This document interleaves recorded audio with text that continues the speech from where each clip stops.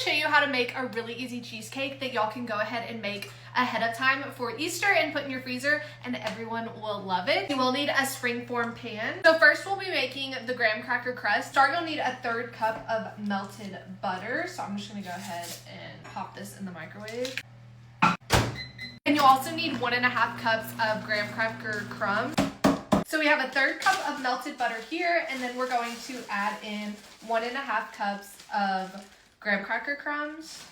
I actually think that's about perfect. So you really need like 1 sleeve of graham crackers. We're going to add a 1/4 cup of sugar. Mix that together. Now you can just grease your springform pan, but I like to also add parchment paper because I think that's the easiest way. And how you can easily line it is just by placing the parchment paper on it, which this was way too big of a piece, and then popping the top part on it and cooking it, and then you can just cut all of the excess off. I also sometimes just loosen it a little bit because it'll bubble up and then pop it back in. That way there's not a bubble in there. But there you go. I'm just putting some butter all around the edges.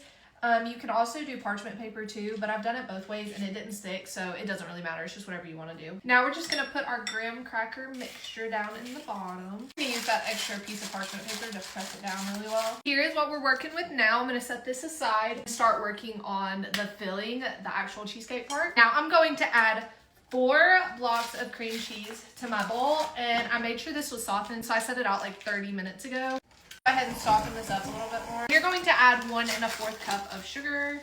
I'm gonna mix that together a little bit. I'm gonna add 1/2 cup of sour cream. Put that in there. And then you add 2 teaspoons of vanilla. I just eyeball it. Add in our 5 eggs. I'm just gonna continue mixing this until there's hardly any clumps in it. Now it's time to pour it into our springform pan. Now I'm gonna bake it at 325 for 55 to 70 minutes. Normally I have to go more like 70 minutes, sometimes even over. I just watch it, but try not to open up the oven because if you open it up, then you can risk cracking your cheesecake. And then once it's done, you're going to leave it in the oven for like an hour until it's completely cool, because if you take it out too soon, it can crack, and it also continues cooking while it's sitting in the warm oven. So I'm gonna pop this in the oven and then I'll come back when I think it's done. It's been about an hour and this is what it's looking like, and one way to tell if it's done is tapping the side and seeing how much it moves.